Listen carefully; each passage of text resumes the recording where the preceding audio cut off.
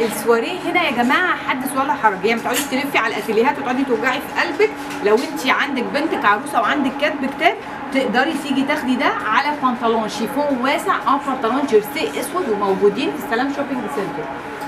السوت دي كمان تعتبر بدله، هي قطعتين ومعاها البنطلون كمان موجود شيفون ابيض، وتقدري البنات تساعدوكي ويسهلوا عليكي الاختيار ويجيبوهولك. عايزه بره الصندوق، تعالي بقى الجاكيت ده بره الصندوق جدا وفكرته حلوه قوي. بصوا فكرته في منتهى الجمال، الاستراس بتاعه كده شيك جدا، وكمان في فكره حلوه قوي ان في كات من هنا طويله وكات من هنا قصيره. على فكره انت اللي هتحلي الحاجه من السلام شوبينج سنتر.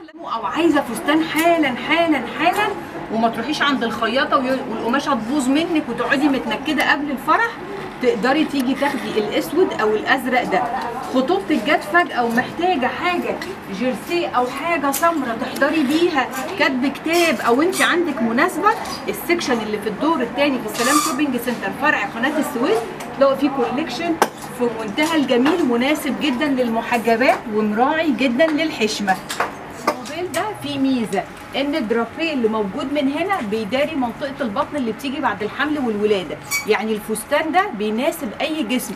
واحلى حاجه فيه انه معاكي لاي ايدج، يعني من اول 25 سنه او 20 سنه تقدري تختاري اللون المناسبك وتقدري تشتري الفستان جاهز على طول. الميزه فيه ايه يا مدام فوفا؟ ان هو جيرسي، يعني هياخد ويدي على الجسم ويخلي الشيب بتاعك تحفه وقمر.